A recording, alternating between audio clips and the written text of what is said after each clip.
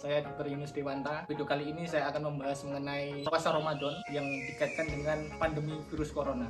Ini adalah bulan Ramadan yang berbeda banget daripada sebelum-sebelumnya. Karena apa? Karena kita akan berpuasa 30 hari full terkait dengan virus yang kurang ajar banget, yaitu virus corona. Kali ini saya akan membahas aman nggak sih kita puasa 30 hari full di era pandemi virus corona ini. Yang pertama, kita harus tahu dulu apa itu manfaat dari puasa, ataukah justru tidak bermanfaat. Jadi bagaimana efek puasa ke dalam kondisi badan kita. Jadi bagus nggak sih kita berpuasa itu? Apakah justru malah menurunkan daya tahan tubuh atau malah meningkatkan? Nah, saya punya kutipan dari 2 penelitian. Jadi sebenarnya banyak sekali penelitian mengenai puasa ini. Dan puasanya spesifik yang Ramadan ya. Jadi bukan yang hanya puasa selisih 1 hari, misalnya Senin puasa, Selasa nggak puasa, Rabu puasa lagi. Tapi ini yang full 30 hari. Jadi ini khusus penelitian untuk puasa Ramadan. Penelitian ini nanti akan membahas efeknya terhadap daya tahan tubuh kita. Penelitian yang pertama yaitu judulnya Is Ramadan Fasting Related to Health Outcome? A Review Evidence. Penelitiannya sekitar tahun 2014. Di situ nanti dibahas puasa Ramadan ini efeknya terhadap daya tahan tubuh itu seperti apa. Jadi kesimpulannya, the effect of fasting during Ramadan is favorable. Jadi puasa Ramadan terhadap sistem imun ini mempunyai efek yang menguntungkan. Favorable itu menguntungkan ya. Ternyata bagus banget puasa Ramadan itu terhadap daya tahan tubuh. Kemudian penelitian yang kedua dengan judulnya ribet banget, jadi nanti dibaca sendiri ya, ini nanti ada di layar Anda. Yang perlu digarisbawahi adalah pada kata healthy subject. Jadi penelitian ini yang diteliti orang sehat, bukan orang sakitnya. Jadi dengan penelitian yang ada ini ada beberapa kesimpulan. Jadi kita langsung ke kesimpulannya aja. Ada 5 yang saya rangkum. Kesimpulan yang pertama, puasa pada orang sehat itu sangat bagus untuk mencegah metabolic disease atau penyakit metabolik. Itu contohnya diabetes mellitus, terus kelainan kolesterol, terus obesitas, orang yang gendut sekali. Nah, ini bagus sekali untuk mencegah itu puasa Ramadan ini. Nah, kemudian yang kedua, mencegah kanker. Ternyata puasa Ramadan 30 hari full itu mencegah yang namanya karsinogenesis.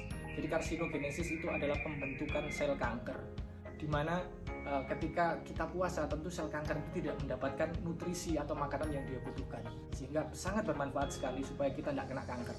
Kemudian yang ketiga, mencegah penyakit Alzheimer. Jadi Alzheimer itu pikun ya, bahasa awamnya itu penyakit pikun, biasanya terjadi pada orang-orang yang sudah lanjut usia atau orang yang sudah tua. Makanya kalau pengen tidak gampang lupa, maka Anda harus sering puasa atau melakukan puasa Ramadan 30 hari full. Oke, kemudian yang keempat, mencegah gangguan pada otak dan kesehatan mental. Jadi puasa ini memang supaya kecerdasan dan juga kondisi psikis secara mental juga bagus, disarankan melakukan puasa ini 30 hari. Jadi ini bermanfaat juga terhadap kesehatan mental ya.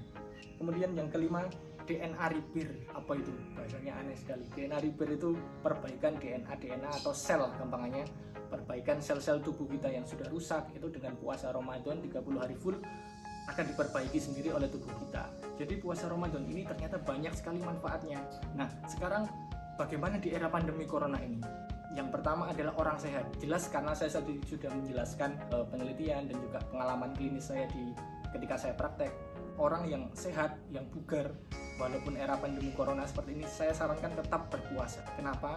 Ya karena penjelasan saya tadi bahwa puasa itu justru meningkatkan daya tahan tubuh dan banyak sekali manfaat. Jadi orang-orang yang sehat nggak ada alasan untuk nggak puasa. Jadi tetap harus puasa. Justru dia akan malah terhindar dari virus corona. Nah, kemudian dok, bagaimana kalau OTG, ODP, PDP, atau pasien confirm COVID? Nah, itu kan sebenarnya istilah-istilah pemerintah. Kita jelaskan dulu ya.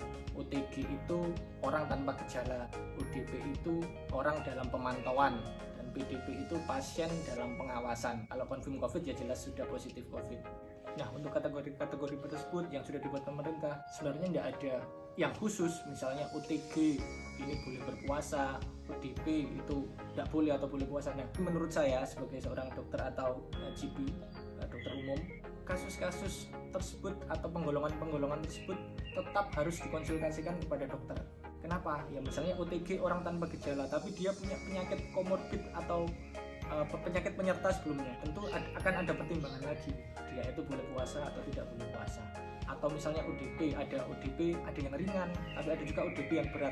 Nah itu nanti juga yang menentukan jelas dokter yang merawat pasien tersebut atau orang tersebut, karena nanti disesuaikan, misalnya dia butuh obat atau butuh vitamin yang ketika siang itu tidak bisa ditinggalkan, ya jelas dia tidak boleh puasa. Tapi kalau minum obatnya 2 kali sehari misalnya, cuma waktu sahur dan waktu maghrib, jelas dia boleh berpuasa. Kondisinya bugar, dia boleh berpuasa.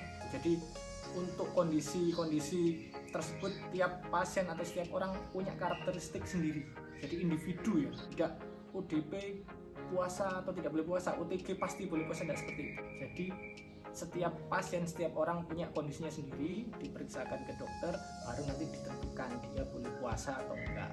Jadi nanti banyak pemeriksaannya dan ya pasiennya harus mematuhi anjurannya, karena nanti kalau maksa puasa juga malah yang misalnya ODP malah jadi confirm karena daya tahan tubuhnya turun, nanti harus dikonsultasikan ke dokter.